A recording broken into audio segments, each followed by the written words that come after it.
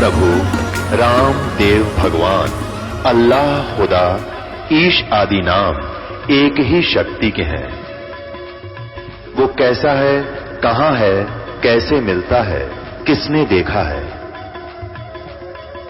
ये प्रश्नवाचक चिन्ह पूर्ण रूप से हटाने के लिए अवश्य सुनिए जगत गुरु तत्वदर्शी संत रामपाल जी महाराज के अमृत वचन, सर्व पवित्र धर्मों के पवित्र शास्त्रों के आधार पर। अष्टानंद ऋषि स्नान करके अपनी साधना जो उनके गुरु महर्षि रामानंद जी ने बता रखी थी, उसका अभ्यास करने की चेष्टा कर रहा था, अभ्यास करने के लिए बैठा था।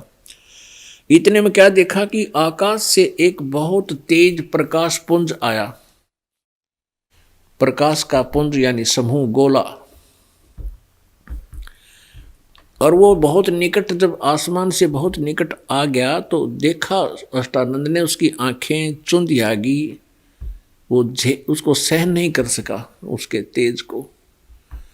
जो ही आंखें बंद की तो उसके अंदर से एक छोटा सा शिशु, नवजात शिशु की आकृति दिखाई दी। दोबारा आंखें खोली तो वो प्रकाश कमल के उस लहर तारा तालाब में कमल के फूल पर सिमट गया था। लगभग सूर्य उदय होने से लगभग 1.5 घंटा पहले अंधेरा बहुत होता है। उस अंधेरे में वो कुछ नहीं देख सका, लेकिन जो उस प्रकाश के गोले से उसकी आंखों में चमका लगा था, आंखें बंद हुई तो बच्चा दिखाई दिया। बालक की आकृति नजर आई। जैसे हम सूर्य की तरफ कभी देख लेते हैं तो हम ज़्यादा देर सूर्य को नहीं देख सकते, बस एक पलक ऐसे ही देख सकते हैं, फिर आंखें बंद हो जाती हैं। फिर हम इधर उधर आंखें करते हैं तो सूर्य का तेज रहित आकार हमें दिखाई देता है और वो काफ़ी देर तक आंखों के सामने आपको दृष्टिगोचर रहता। ठीक इसी प्रकार अष्टानंद ऋषि के साथ हुआ।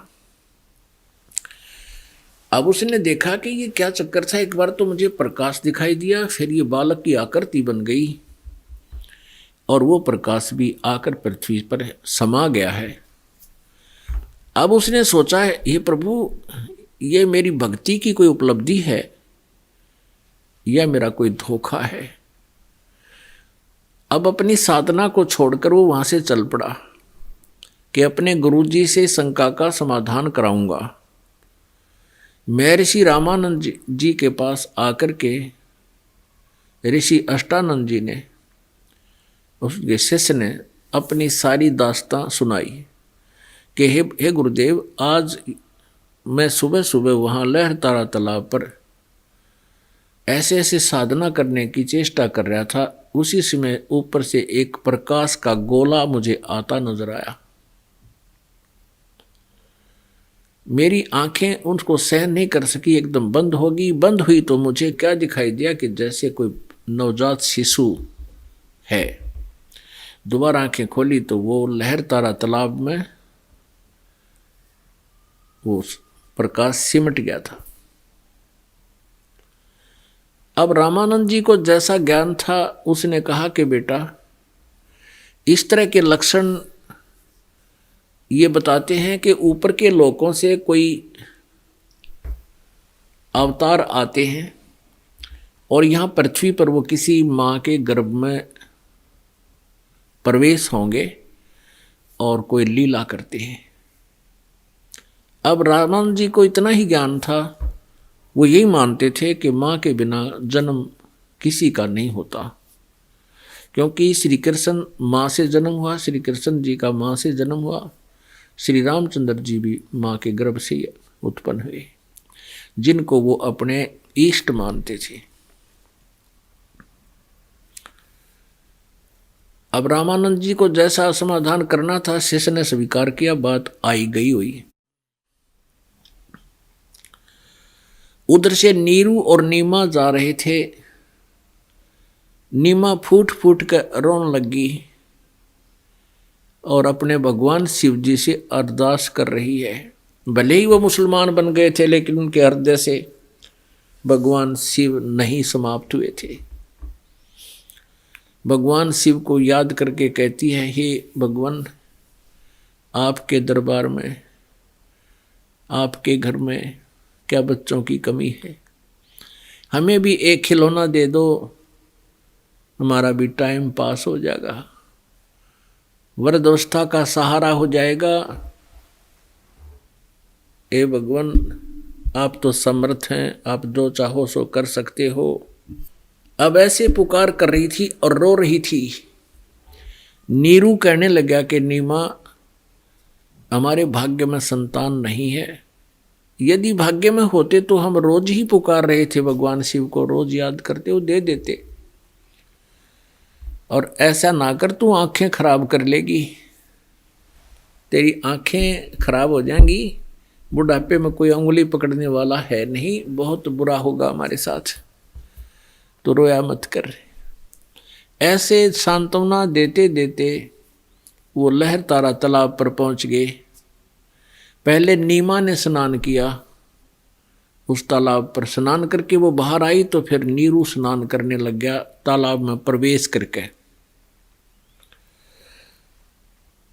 अब जो ही वो लहर तालाब में प्रवेश कर रहा था और नीमा अपने कपड़े बदलकर जिस कपड़े को स्नान करने के लिए पहना हुआ था उसको धोने के लिए पुनः जब तालाब पर गई, किनारे पर गई, तब तक सूर्य उदय होने वाला था। सुबह का प्रकाश धीरे धीरे शीघ्र ही उजाले में बदल जाता है। सुबह का अंधेरा बहुत अंधेरा दिखाई देता है, लेकिन कुछ ही समय के बाद वो शीघ्र ही प्रकाश में, उजाले में बदल जाता है।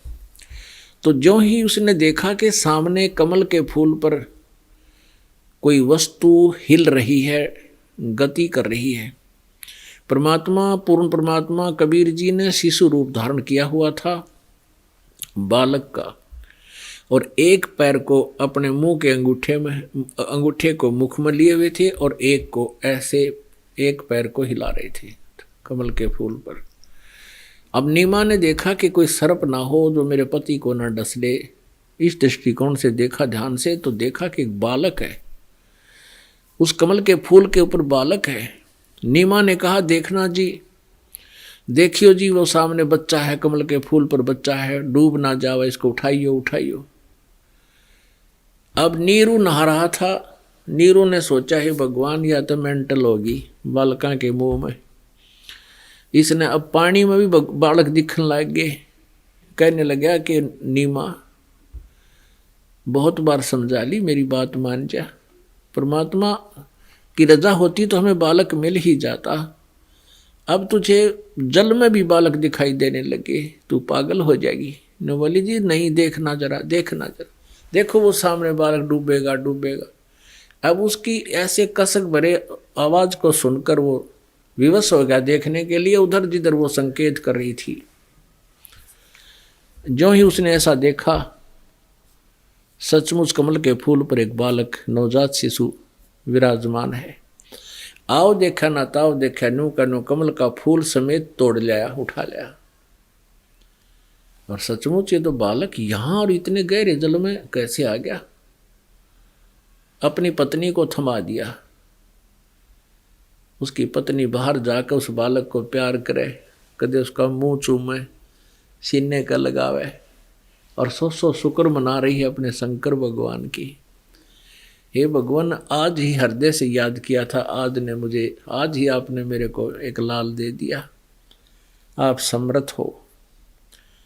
अपने आत्माओं, इन भगवाना के 9 नंबर बने हैं। परमात्मा कहते हैं, जगत का पेख ना पेखा, धनी का नाम ना लेखा। अब उस मालिक की तो उसका आसपास भी बात नहीं, कोई भगवान तेरी गोदी में है। लेकिन परमात्मा का प्रभाव छुपा नहीं रहता। ज्यों ही उस माई ने वो बच्चा कमल के फूल से अपने पति के हाथों से गोद में लिया, उसको इतनी शांति होगी जैसे जलते हुए पर ठंडा पानी डाल दिया कने शरीर पे। इतनी शांति होगी और इतनी खुशी मन में होगी, कोई ठिकाना नहीं उसके आनंद का। पुण्यात्माओं, जिस परमात्मा के लिए हम तड़फ रहे हैं, जो भगवान हमें इतना सुख दे रहा है, जो जिसको हम देख भी नहीं पा रहे हैं, और वो परमात्मा हमें इतना सुख दे रहा है, उसकी हमें चाह है, उसके नाम लेने से भी आत्मा गदगद हो जाती है, आंखें भर आती है हमारी। और वो परमात्मा किसी बालक रूप में किसी पुण्यात्मा के सीने से लग रहा हो, वो भगवान, अब जो सुख महसूस उस माई को हो रहा होगा उसका कोई पैमाना नहीं, उसका कोई हम वर्णन नहीं कर सकते।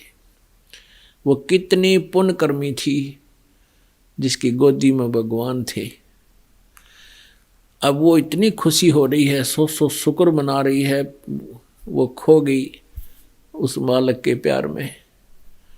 उधर से नीरू ने देखा कि ये तो बालक के मुंह में बहुत पागल होगी। उसने विचार लगाया कि हम पहले तो हिंदू थे, मुसलमान बना दिए, हमारा कोई साथी हिंदू रहा नहीं, मुसलमानों से विशेष संपर्क नहीं, और इस बालक को हम लेकर जाएंगे, लोग पूछेंगे, काशी के व्यक्ति पूछेंगे तुम कहाँ से लाए हो, किसी का बालक चुरा लाए हो, बताओ इनकी माँ बाप कौन है, ये माँ बाप का पता नहीं। हम कहेंगे लहर तारा तालाब में कमल के फूल पर था, तो लोग कहेंगे कमल के फूल पर बालक विराजमान हो ही नहीं सकता, नवजात शिशु है, इसको इतने गहरे जल में कौन छोड़ के आया, तुम झूठ बोल रहे हो। कहीं ऐसा ना हो ये बालक भी छीन लिया जाए और हमें भी नगरी से बाहर बेघर कर दिया जाए। इतना विचार करके उसने अपनी पत्नी से अपने मन की बात कही कि आप इस बच्चे को यहीं छोड़ दो, इसी में हमारी खैर है, हमारे साथ ऐसा ऐसा हो सकता है, हमें बेघर भी कर देंगे, नगरी भी छुड़वा देंगे, देश निकाला भी दे देंगे, और ये बच्चा भी छीन लिया जाएगा। नीमा तो नई मुसीबत परचेज ना करे, परवाह नहीं मानी। वह बोली ना जाने इस बालक ने मेरे ऊपर के जादू कर दिया, मैं रह नहीं सकती, मैं मर सकती हूँ इसके बिना। और कदे सीने का लगावा, कदे उसका प्यार करे बालक की तरह। अब नीरू ने सोचा या तो कति मेंटल होगी, पागल होली इस बच्चे के चक्कर में, आगा भविष्य कुछ देख नहीं रही, कल ना बेघर हो जावांगे, 2 रोटी टाइम पर उठ खा रहे हैं ये भी नहीं मिलेंगी, और बालक भी छीना जाएगा। तो उसने कहा अपनी पत्नी से तू मान जा मेरी बात, रख दे इसको यहीं पर रख। नहीं, मैं नहीं रख सकती। तो अपनी पत्नी पर उसने अपने जीवन में पहली बार अपनी पत्नी को थप्पड़ मारने की चेष्टा की और कहा कि तू बहुत ज़्यादा ही अनाड़ी हो गई है, मैंने आज तक तेरे को कुछ भी नहीं कहा, तेरी हर बात को मैंने स्वीकार किया, इसलिए तेरी बात को मानता रहा कि इसके बालक नहीं है, कहीं इसकी आत्मा दुख ना हो जा, लेकिन तू तो सिर पर चढ़ गई, बिल्कुल नहीं मानती मेरी एक भी बात, रख दे इस बालक को, ना तेरे 2 मारूंगा थप्पड़े। वह बोली जी कुछ भी करो, ये बच्चा नहीं मैं छोड़ सकती। जब उसने हाथ बिल्कुल कर लिया तैयार मारन खातिर रोते हुए ने, लेकिन उसी समय परमात्मा नवजात शिशु रूप में कबीर परमेश्वर ने कहा कि नीरू मैं तुम्हारे लिए आया हूँ, तुम्हें कोई आपत्ति नहीं आवेगी, मुझे ले चलो घर पे। अब वो डर गया कि भैया कोई फरिश्ता ना हो, इसमें कदे कोई जिंद ना बोलता हो, हमारी बुद्धि यहीं तक काम करे है, कोई प्रेत ना हो इसमें। वो डर गया, कत्ती घिगी बंदगी उसकी, चुपचाप आगे हो लिया अपनी पत्नी करवा, बच्चे को सीने से लगाए और सो शुक्र मनाती हुई आ रही है। अब जो ही नगर के लोगों को पता चला कि नीमा के घर एक बालक आया है और वो बता रही है सच्चाई कि हमें ऐसे लहर तारा तालाब में कमल के फूल पर प्राप्त हुआ है, अब लोग उस गहराई में ना जाकर के उस बच्चे की सुंदरता, उस बच्चे की इतनी सुंदरता थी, इतने सुंदर बालक थे कि शायद पृथ्वी के ऊपर कोई भी इतना सुंदर बालक नहीं था। उनके चेहरे का नूर अजीब व गरीब था। सभी नगर निवासी जैसे पहले क्या होता था, हमने देखा गांव में किसी के कोई पुत्र वधू आ जाती उसके कपड़े दिखाया करते, तिल 100 उसका पूरा शोरूम बना दिया करते उन्हें देखने के लिए। और गांव की स्त्रियां मंडली बना बना के गीत गाती आया करती थी, नो देखने खातिर के लाई है वह। तो ऐसे गीत गाती हुई औरतें पूरे काशी की मंडरा के, और लोग भी व्यक्ति भी परमात्मा ने देखना हुए। इतना सुंदर बालक कदे देखा ना सुना। अब कोई कुछ कहे, कोई कुछ कहे, कोई कहे तो ब्रह्मा के सा दिखे, कोई कहे विष्णु पर सकल जा है, कोई कहे तो चंद्रमा है, कोई किसी देव का अवतार है, और कोई कहे यो तो कोई जंद है, कोई कहे तो गण है, गण किसी देव का।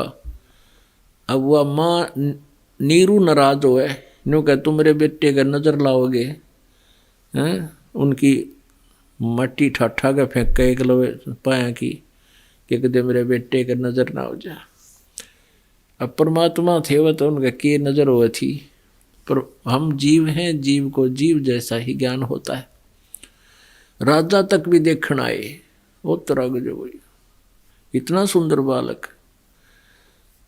कहने का भाव ये है कि धीरे धीरे फिर उसका नाम रखने लगे।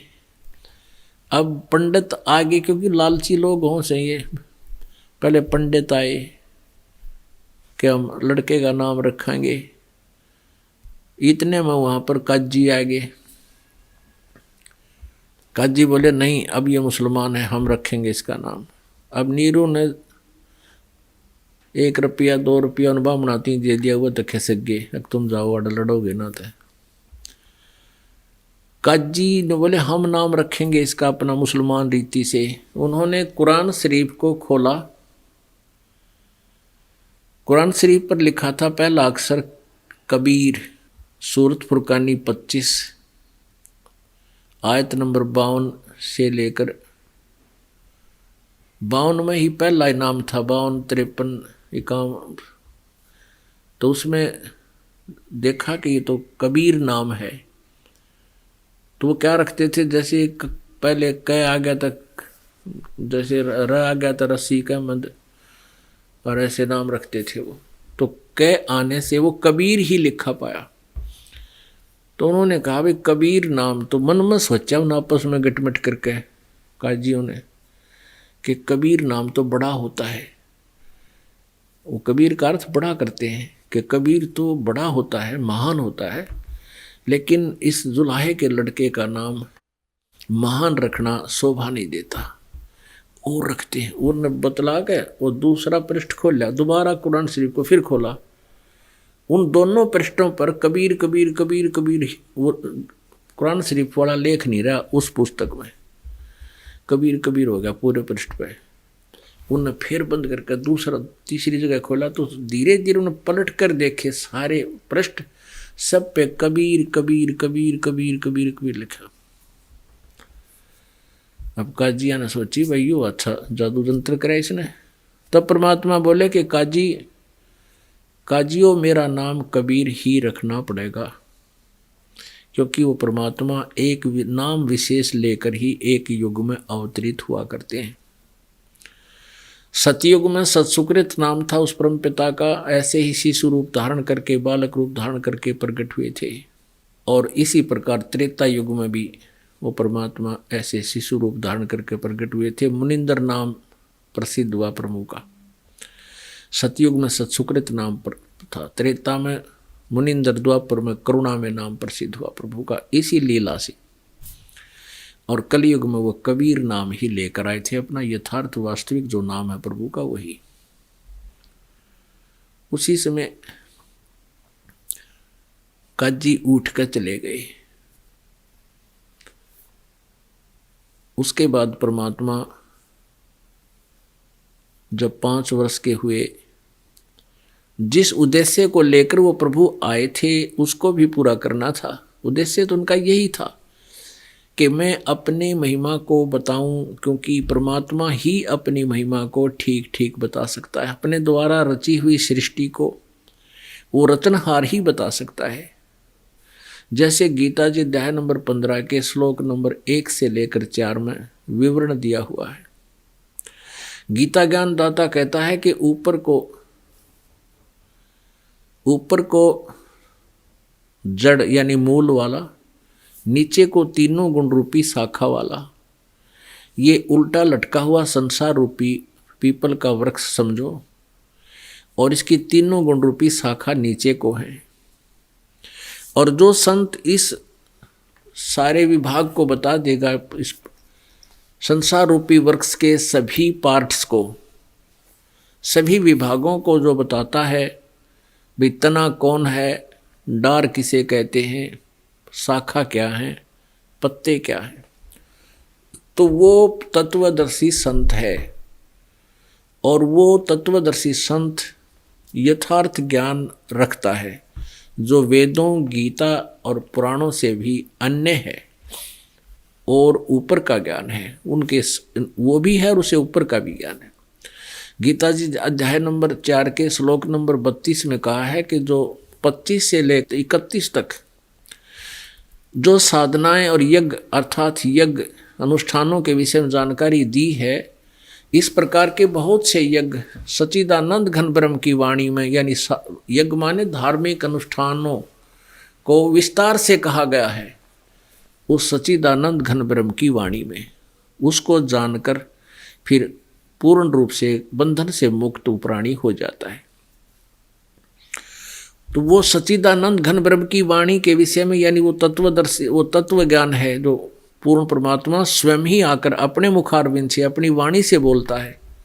तो चौथे अध्याय के 34वें श्लोक में कहा कि उस तत्व ज्ञान को तू, सच्चिदानंद घन ब्रह्म की वाणी को,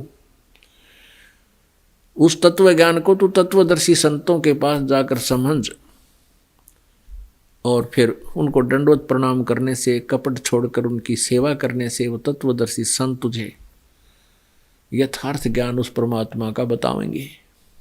तो उस तत्वदर्शी संत की पहचान 15वें अध्याय के प्रथम श्लोक में बताई है कि उल्टे लटके हुए संसार रूपी वृक्ष को जो विस्तार से बताता स वेदवित, वो तत्वदर्शी संत है। परमेश्वर कबीर जी ने 600 वर्ष पहले अपनी सच्चिदानंद घन ब्रह्म की वाणी कबीर वाणी में लिखा था, अक्षर पुरुष एक पेड़ है, निरंजन वा की डार, तीनों देवा शाखा है, ये पात रूप संसार। जो जमीन से बाहर दिखाई देता है उसको अक्षर पुरुष बोलते हैं, यो पेड़ होता है। अक्षर पुरुष एक पेड़ है, निरंजन वा की डार, और तीनों देवा शाखा है, ये पात रूप संसार।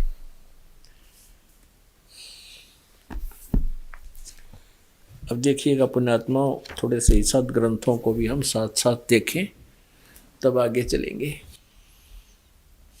और ये गीता प्रेस गोरखपुर से प्रकाशित है।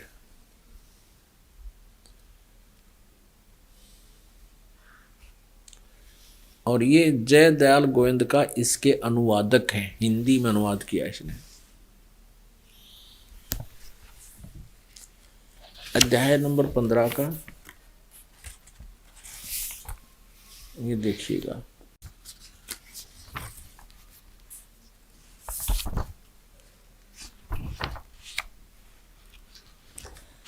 श्लोक नंबर 1, अथ पंचदशो अध्याय, 15वां अध्याय, पंचदशो अध्याय, मंत्र नंबर 1।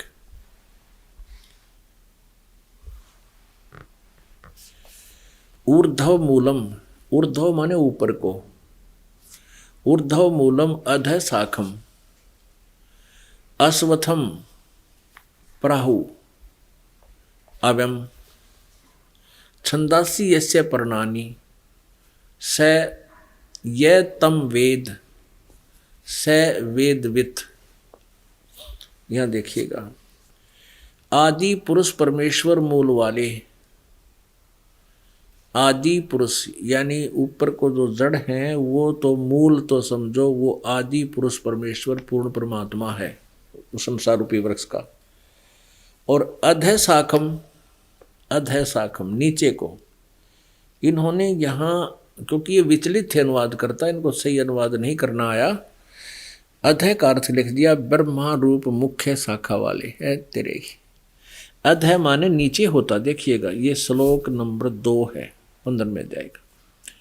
इसमें अध च ऊर्ध्व अध है, इसमें 2 बार अध है शब्द है, अक्षर है। अब इसको देखिए, इनका अनुवाद यहां किया है इन्होंने। अध है माने नीचे, स्पष्ट है, इन्हीं का किया। अध है माने नीचे, अध है माने नीचे, ठीक है। तो यहां भी हम नीचे ही कहें तो बहुत अच्छा सेट हो जाएगा, 15 में जाएगा। फिर प्रथम देख रहे हैं ऊर्ध्व मूलम, इसमें लिखना था ऊपर को जड़ वाला।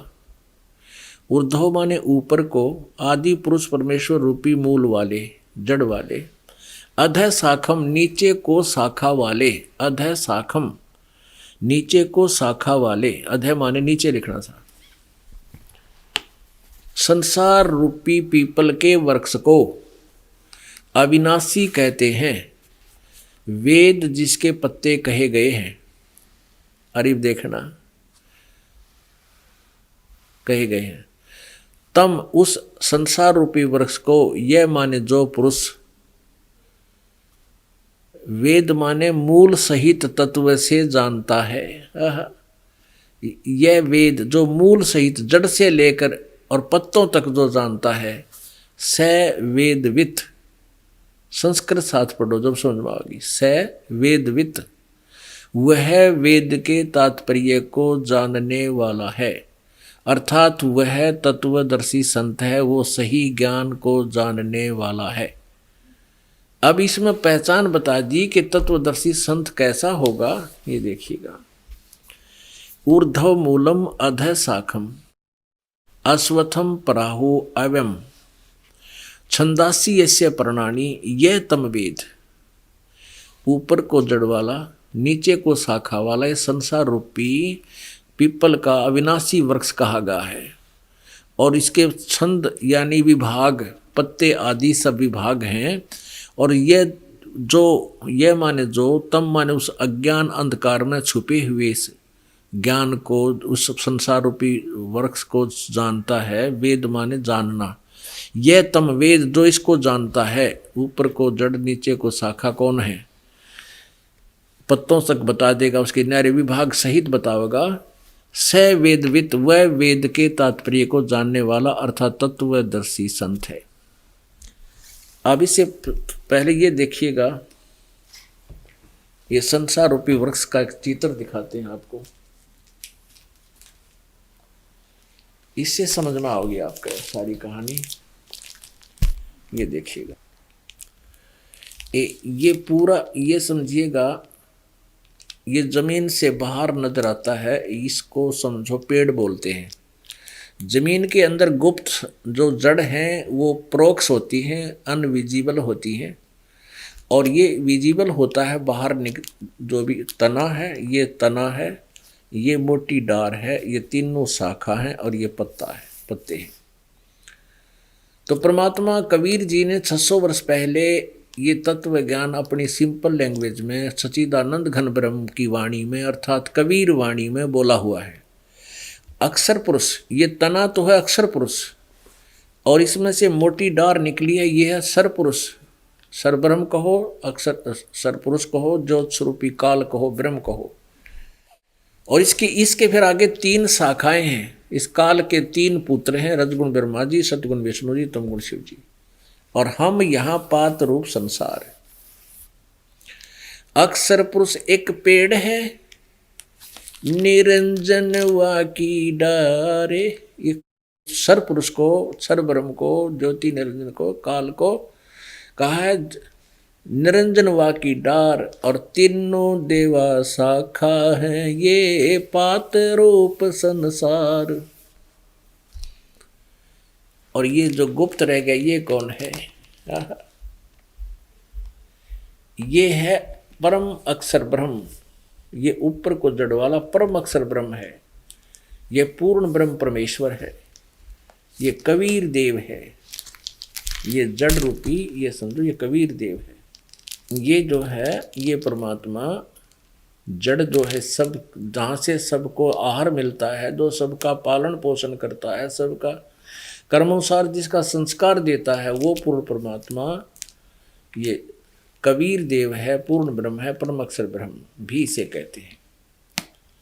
ये देखिएगा, फिर परमात्मा ने बताया था अक्षर पुरुष एक पेड़ है, निरंजन वा की डार, और तीनों देवा शाखा है, ये पात रूप संसार। पुण्यात्माओं, आज तक हमें जो भी ज्ञान प्राप्त था वो बिल्कुल व्यर्थ था, जब तक आप जी ने ये ज्ञान दास से नहीं सुना। इससे पहले कोई भी किसी भी पंथ में है, चाहे को किसी मजहब से संबंधित है, उसको परमात्मा का यथार्थ ज्ञान नहीं है। जबकि हमारे सदग्रंथ सभी ज्ञान को बता रहे हैं, पहले लिखा हुआ है, लेकिन इसको हमें वो बता भी डिटेल नहीं दे सके, उसकी अच्छी तरह समझा नहीं सके। तो अब आपने क्या देखा कि परमात्मा ने ये बताया कि अक्षर पुरुष एक पेड़ है, निरंजन वा की डार, और तीनों देवा शाखा, ये पात रूप संसार। अब गीता जी को पहले पढ़े 1 से 4, उसके बाद फिर हम गीता जी 15वें का 1 से 4 श्लोक आपको पढ़ते हैं, दिखाते हैं प्रोजेक्टर पे।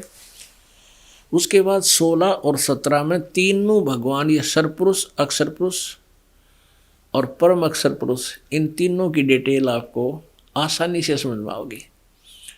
पुण्यात्माओं, ये सत्यनारायण कथा है। सत्यनारायण माने अविनाशी। ये सत्यनारायण कथा है, अविनाशी परमात्मा की जानकारी। और इस सत्यनारायण कथा के सुनने से आपकी आत्मा में बहुत शक्ति आती है। कुछ पाप ऐसे हैं आप जी के जो इस सत्यनारायण कथा के सुनने से नष्ट होते हैं, नाश होते हैं।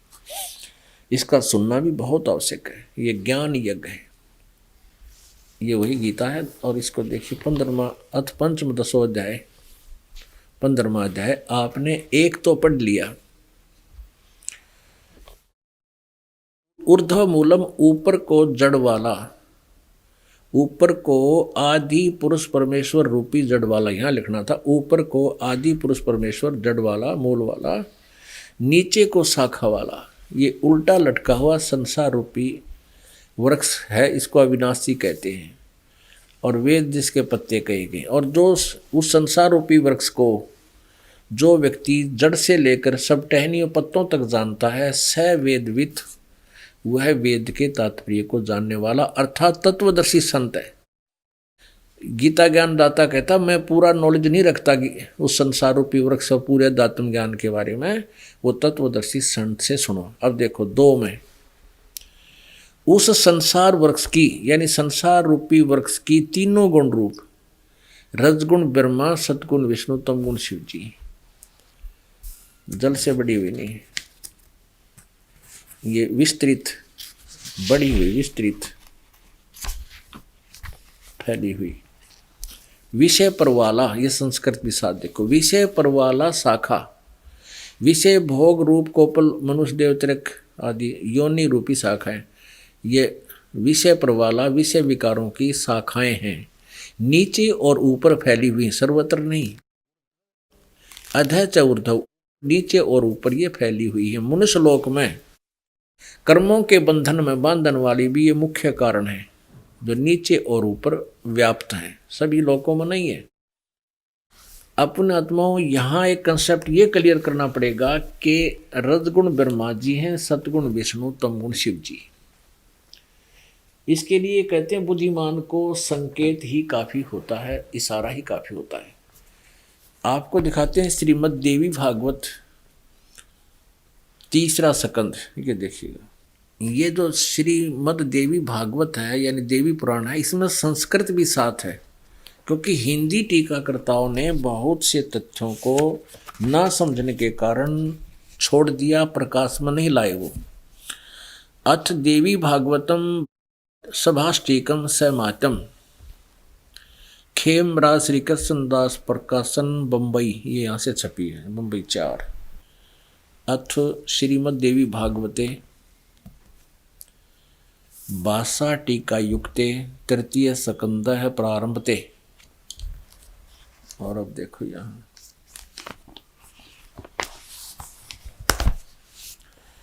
ये है देवी भागवत, और देवी भागवत 11 पृष्ठ, और इसका है भाषा टीका तृतीय स्कंद अध्याय 5 का यो 8वां श्लोक है। 7वां यहाँ समाप्त हो गया, 8वां प्रारंभ होता है। भगवान शंकर अपनी माता दुर्गा से कह रहा है, हे माता, यदि हमारे ऊपर सदा आप दया युक्त हो तो हमको तमोगुण में किस प्रकार प्रदान किया, ब्रह्मा रजोगुण और हरि सतगुण क्यों युक्त किए, सतगुण युक्त किए। अब यहां से फिर संस्कृत और देखते हैं, इसी की हम संस्कृत भी पढ़ेंगे। यदि 7वां श्लोक खत्म हुआ, 8वां, यदि दया धर्मना न सदाम्बिके कथम अहम विहित च, किस प्रकार मैं बना दिया तमोगुण और कमल से उत्पन्न होने वाले ब्रह्मा को रजोगुण संभव, रजोगुण क्यों उत्पन्न किया, और सुविहित किमो सतोगुण हरि और विष्णु को सतोगुण क्यों बना दिया। इति सिद्धम रजगुण ब्रह्मा है, सतगुण विष्णु, तमगुण शिव जी। अब फिर देखिएगा श्रीमद् भगवत गीता हम 15वां अध्याय पढ़ रहे हैं।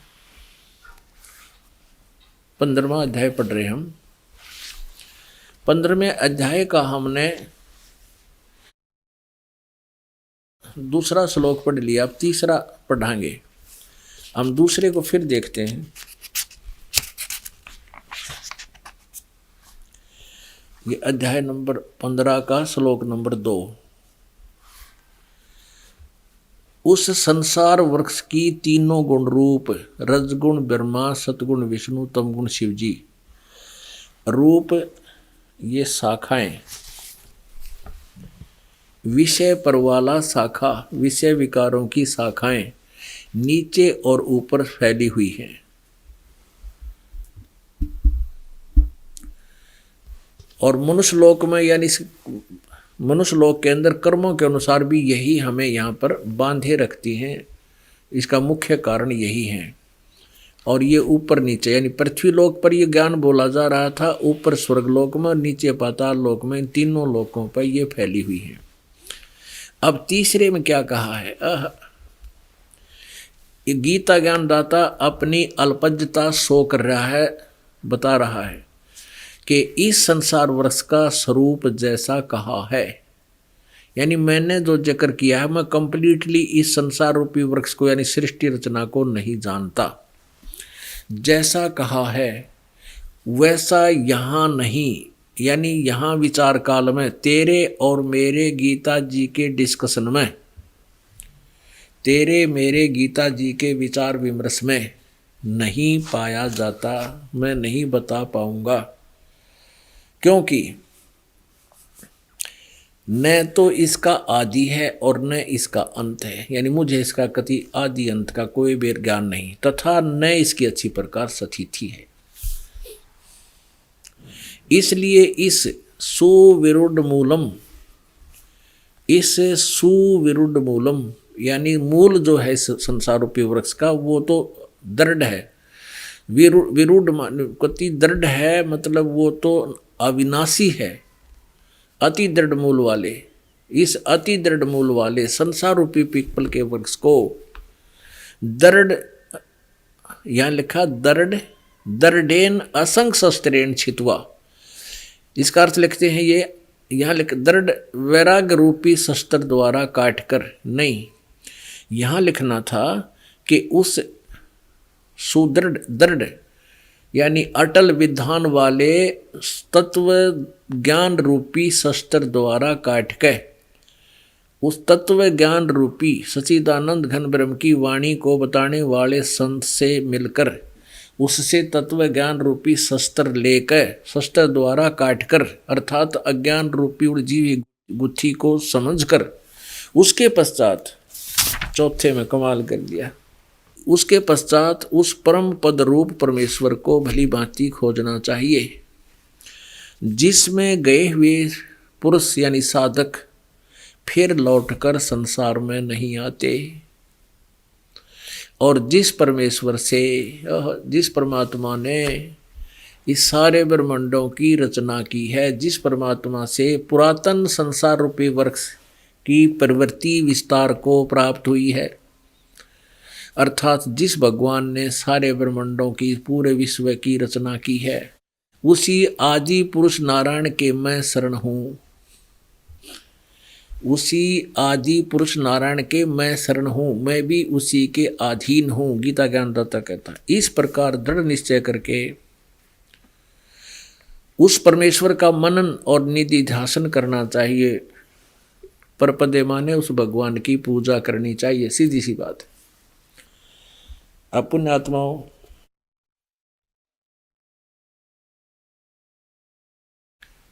अब गीता ज्ञान दाता जो श्री कृष्ण में प्रवेश करके बोल रहा है, वो काल है, ब्रह्म है, वो सर्वपुरुष है।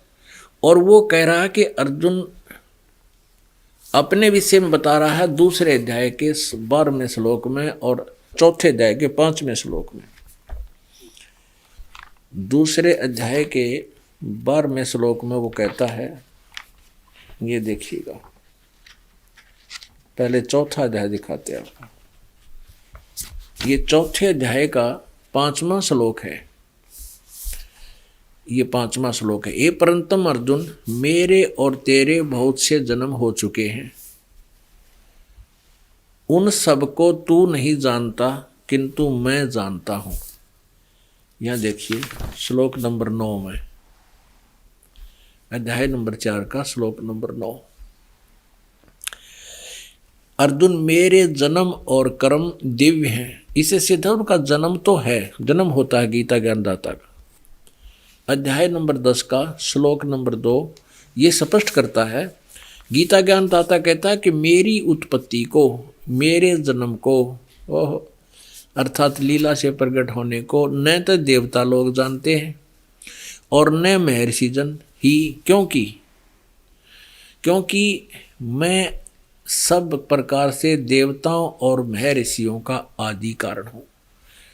अब पुण्यात्माओं, इससे स्पष्ट हो गया, पुण्यात्माओं ये स्पष्ट हो गया कि गीता ज्ञानदाता का जन्म मृत्यु होता है, लेकिन न तो ब्रह्मा जानता, ना विष्णु, ना शिव जी, ये देवता और ऋषि नहीं जानते, क्योंकि ये इसी से जन्म हुआ इनका। अब पिताजी की उत्पत्ति को संतान नहीं बता सकती। हाँ, पिताजी की उत्पत्ति पिताजी का पिताजी बता सकता, उसके डेट ऑफ बर्थ भी बता देगा, यानी दादाजी बता सकता है। तो इसलिए ये कह रहा है मेरा जन्म तो होता है, लेकिन मेरे जन्म को न ये देवता जानते हैं, न ये महर्षि सिद्ध कोई नहीं जानता, क्योंकि ये मेरे से ही उत्पन्न है। इनको प्रकट करता मैं ही हूँ, जन्मदाता मैं ही हूँ। अब दूसरे अध्याय का 12वां श्लोक देखिएगा, अध्याय नंबर 2 का, और ये श्लोक नंबर 12। गीता ज्ञानदाता कहता है, न तो ऐसा ही है कि मैं किसी काल में नहीं था, अथवा तू नहीं था, अथवा ये राजा लोग नहीं थे, और नहीं ऐसा है कि इससे आगे हम सब नहीं रहेंगे। इससे सिद्ध है कि गीता ज्ञानदाता कहता तेरे मेरे पहले भी जन्म हुए हैं, आगे भी होंगे, यानी जन्म मृत्यु हमारी सदा बनी रहेगी। और इस दूसरे अध्याय का 17वां श्लोक स्पष्ट करेगा। इस पवित्र सदग्रंथ गीता जी का दूसरे अध्याय का अब श्लोक नंबर 17। नाश रहित तो, गीता ज्ञानदाता कहता है कि अविनाशी तो कोई और है, नाश रहित तो उसको जान जिससे ये संपूर्ण जगत दृश्य वर्ग व्याप्त है, यानी जिसने सारे संसार की सृष्टि की है। इस अविनाशी का विनाश करने में कोई समर्थ नहीं है, यानी वो कोई और है अविनाशी। अपनात्मा गीता जी अध्याय नंबर 8 के श्लोक नंबर 1 में अर्जुन ने पूछा कि हे भगवान, आपने जो गीता जी अध्याय नंबर 7 के श्लोक नंबर 29 में 29 में जिस तत्ब्रह्म के विषय में कहा है कि उस तत्ब्रह्म को और सारे अध्यात्म ज्ञान को और सभी कर्मों को से जो परिचित हो जाता है तत्वदर्शी संत की शरण देकर, जैसा मैं संकेत कर रहा हूं, तत्वदर्शी संत के शरण में जाकर उस तत्व ज्ञान रूपी शस्त्र से वो सारा ज्ञान समझ में आ जाता है, उलझी हुई गुत्थी को समझ लेता है, तो वो व्यक्ति फिर जरा और मरण से छूटने का ही प्रयत्न करता है। वो कुछ भी और इस संसार की वस्तु की इच्छा नहीं करता। तो 8वें अध्याय के प्रथम श्लोक में अर्जुन ने पूछा, फिर किम तत्ब्रह्म, वो तत्ब्रह्म, वो परमात्मा, वो परमेश्वर है कौन? परम अक्षर ब्रह्म। तो उसकी जानकारी दी है। यहां देखिएगा 8वें श्लोक अध्याय नंबर 7 का श्लोक नंबर 29। ये देखो अध्याय नंबर 7 का और श्लोक नंबर यहां नीचे 29 29। इसका संस्कार देखो, जरा मरण मोक्षाय। जरा माने बुढ़ापा, मरण माने मृत्यु, मोक्षाय माने उसके मोक्ष के लिए। माम आश्रित्य यतन्ति, ये जो साधक मेरा आश्रय लेकर के मैं कहता हूं कि तत्वदर्शी संत के पास जाकर उस परम परमात्मा की पूरी महिमा को उन तत्वदर्शी संतों से समझो, फिर वो उनको जानकर उसके अनुसार साधना करने से साधक वहाँ चला जाता, फिर जरा मरण नहीं होता, फिर जन्म मृत्यु कभी नहीं होती। तो कहता है कि मेरी इस बात को आश्रय करके यतन्ति, ये जो प्रयत्न करते हैं जरा और मरण से, बुढ़ापे और मृत्यु से मोक्ष पाने के लिए जो प्रयत्न करते हैं, ते वे साधक, वो व्यक्ति ब्रह्म तत्व, इसको तत्व ब्रह्म कहो चाहे ब्रह्म तत्व कहो, तत्व ब्रह्म तत्व विदु, उस परमात्मा को, परम अक्षर ब्रह्म को जानते हैं, उस ब्रह्म को जानते हैं। और कृष्णम माने सारे, अध्यात्मम माने अध्यात्म ज्ञान से परिचित हैं। और कर्म चाहे अखिलम, अखिलम माने सारे, कर्म माने सभी कर्मों से वो परिचित होंगे। वह जिसा करेंगे यहाँ तो वही मिलेगा। जन्म मृत्यु नहीं छूट सकती जब तक हम तत्वदर्शी संत की शरण में नहीं जाएंगे। तो इसमें ये यहाँ अनुवाद किया है, जो मेरी शरण होकर, आश्रित का अर्थ यहाँ है कि जो मैंने बात ज्ञान दिया है उस पर आश्रित हो जाएंगे और उस तत्वदर्शी संत को ढूंढ लेंगे। जो मेरे शरण होकर जरा और मरण से छूटने के लिए यत्न करते हैं, वे तत्व माने उस, ब्रह्म माने ब्रह्म को, वे तत्व ब्रह्म को, तत्व ब्रह्म उस ब्रह्म को और संपूर्ण अध्यात्म को तथा संपूर्ण कर्मों को जानते हैं। 30 ये अंतिम अध्याय, 7वें अध्याय का अंतिम श्लोक 30 है। इसमें कहा है, जो पुरुष अधिभूत और अधिदेव सहित तथा यज्ञ अधियज्ञ सहित सबका आत्मरूप मुझको अंत काल में भी जानते हैं, वे युक्ति चित्त वाले पुरुष मुझे ही जानते हैं। मतलब जो अज्ञानतावश जो तत्वदर्शी संत के पास नहीं गए तो वो चाहे मुझे कुछ भी जानते हो, मेरे तक ही सीमित है। अब 8वें में, ये 8वां है, 30 श्लोक है इसमें, 30 के बाद 8वां श्लोक शुरू हो जाता है। 7वें के 30 श्लोक हैं। 29 में जो जिक्र किया है और 30 में जो जिक्र किया है अध्यात्म और अधिभूत का, यहाँ पूछा है अर्जुन ने प्रथम मंत्र में, किम तत्ब्रह्म, किम अध्यात्म, किम कर्म पुरुषोत्तम, अधिभूतम च किम प्रोक्तम, अधिदेवम किम उच्यते, अधिदैवम किम उच्यते। यहाँ कहा कि हे पुरुषोत्तम, वह ब्रह्म क्या है? इसका उत्तर दिया है गीता ज्ञानदाता ने इस 8वें अध्याय के ही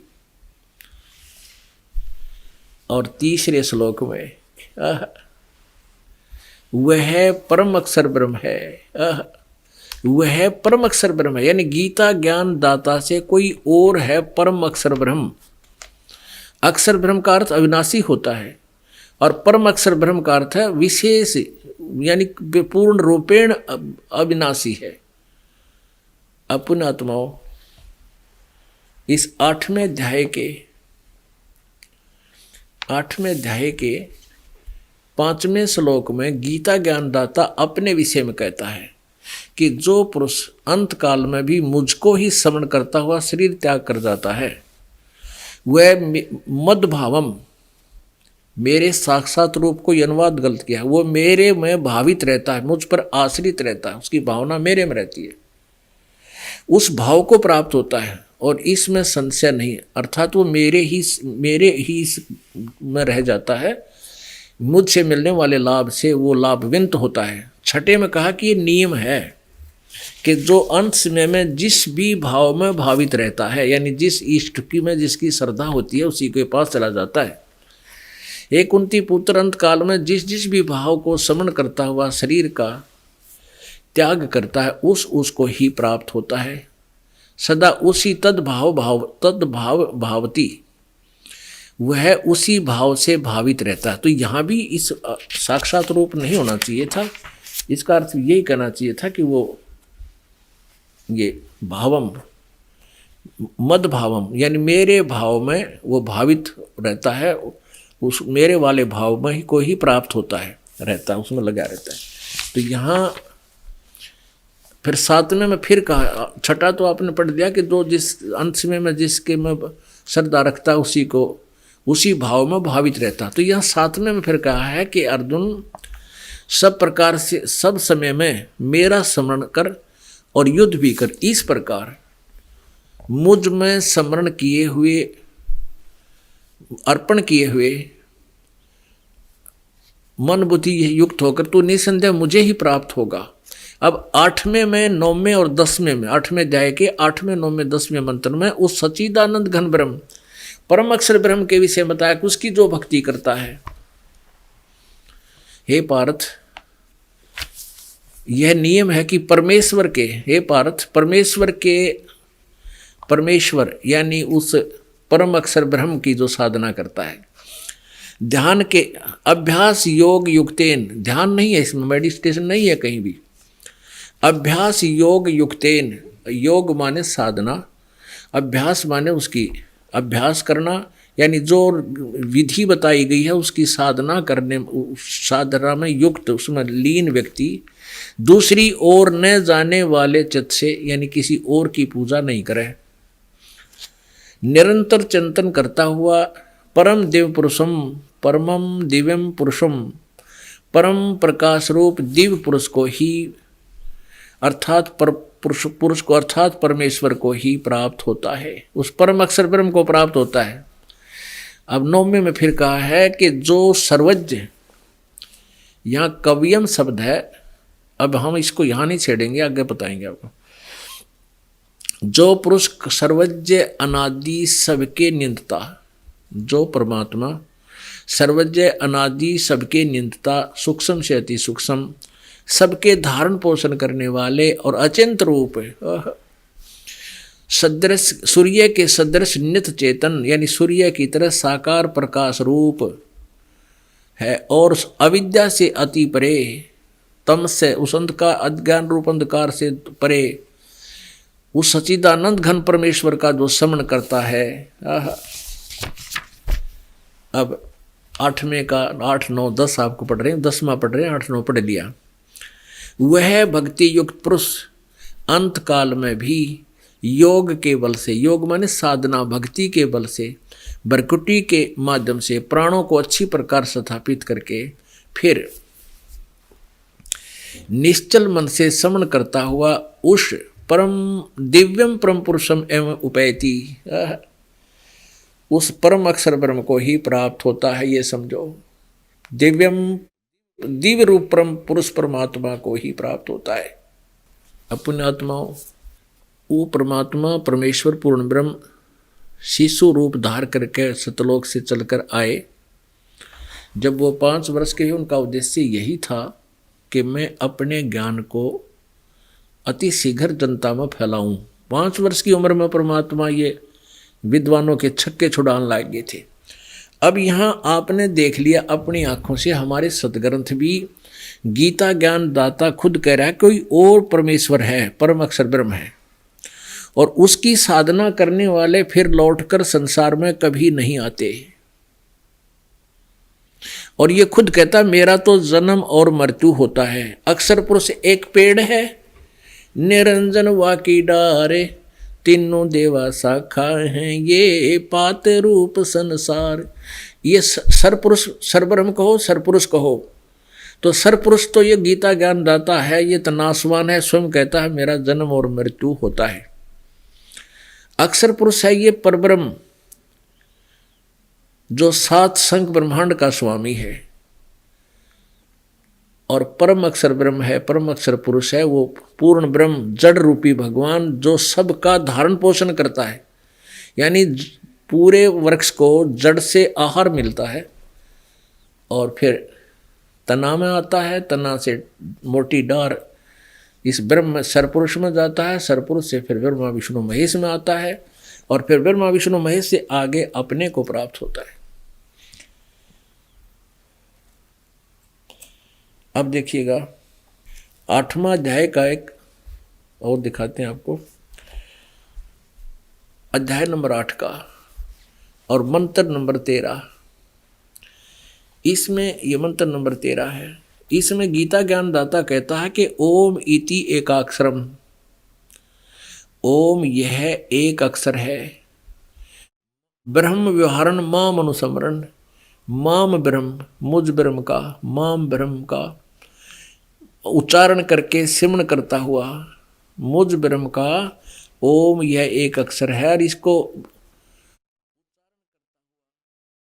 उच्चारण करके सिमरण करता हुआ ये प्रियाति तजन देहम, जो शरीर छोड़ते तक प्रयत्न करता है, सिमरण करता है, सयाति परमाम गतिम, यानी मेरे एक ओम मंत्र है, ओनली एक ओम अक्षर है, इसका जो साधना करता है वो मुझे प्राप्त होता है। लेकिन अपनी जन्म और मृत्यु वो स्पष्ट बता रहा है कि मेरी भी जन्म मृत्यु तेरी भी।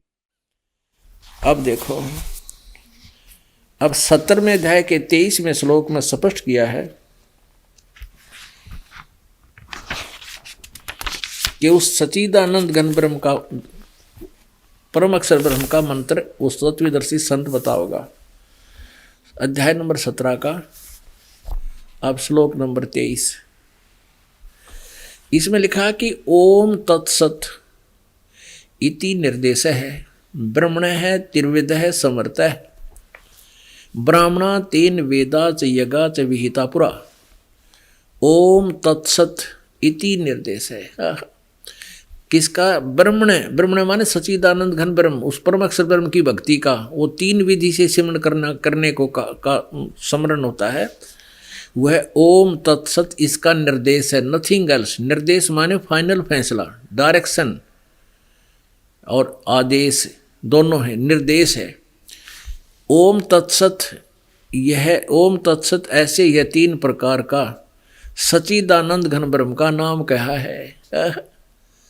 ब्रह्मणे माने उस परम अक्षर ब्रह्म का नाम तो यू है, इसमें ओम भी है और साथ में ये तत् और सत्य ये सांकेतिक हैं। तत् गुप्त है, ये दास बताओगा, और सत्य भी गुप्त है। इन 3 मंत्र के जाप से सच्चिदानंद घन ब्रह्म से लाभ प्राप्त होगा, वहाँ जाया जाओगा सतलोक में, जहाँ जाने के बाद फिर कभी जन्म मृत्यु नहीं होता। अब हम 15वें अध्याय के 16-17 श्लोक को आपके समक्ष आपको फिर रूबरू करते हैं। 15वें अध्याय के 16 और 17 को ये देखिएगा, अध्याय नंबर 15 का और श्लोक नंबर 16 यहां पर है।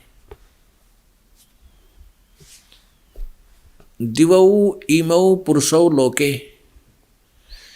इस लोक में ये 2 परमात्मा है, क्षर से अक्षर है।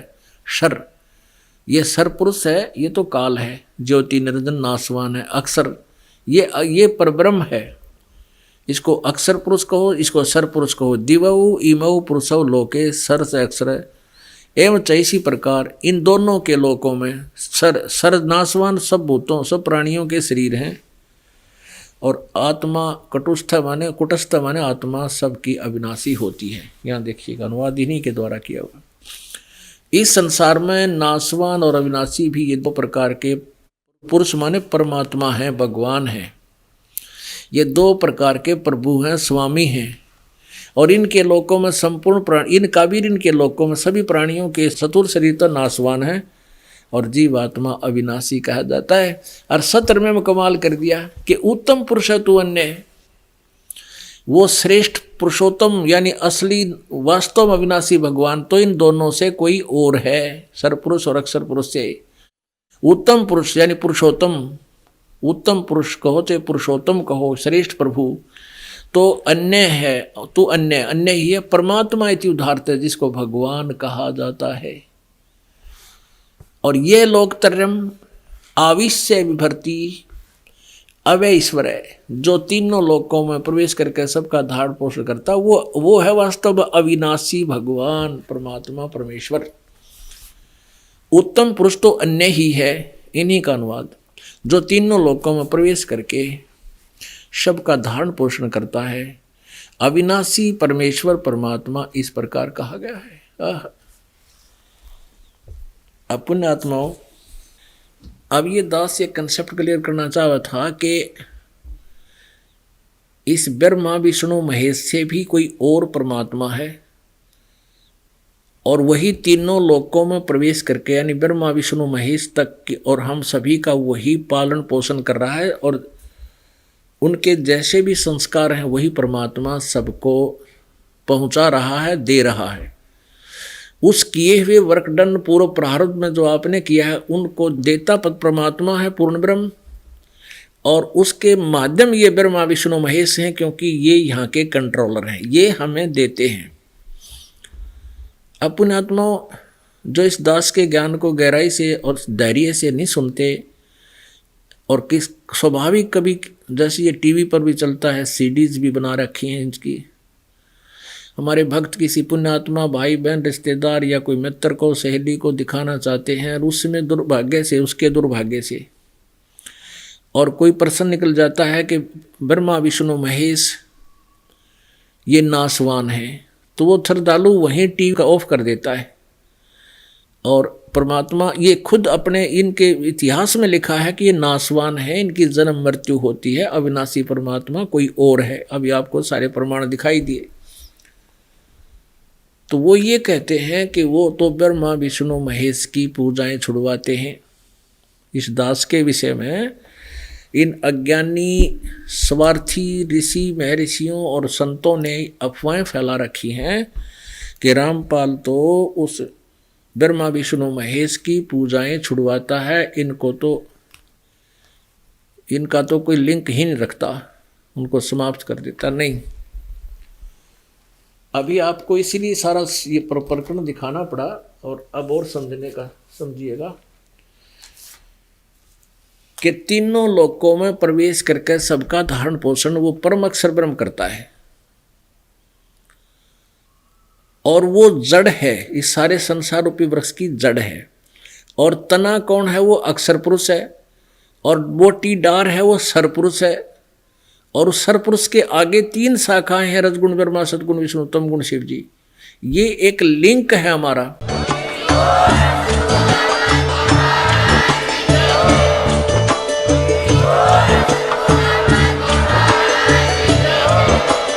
आप सुन रहे थे जगत गुरु तत्वदर्शी संत रामपाल जी महाराज जी के मंगल प्रवचन। अधिक जानकारी के लिए विजिट कीजिए हमारी वेबसाइट www.jagatgururampalji.org। संत रामपाल जी महाराज जी के शुभ आशीर्वाद से पूरे विश्व भर में 500 से भी ज्यादा नाम दीक्षा केंद्र हैं, जिन पर संत रामपाल जी महाराज जी द्वारा ऑनलाइन निशुल्क नाम दीक्षा दी जा रही है। अपने नजदीकी नाम दीक्षा केंद्र का पता करने के लिए संपर्क करें 8222880541।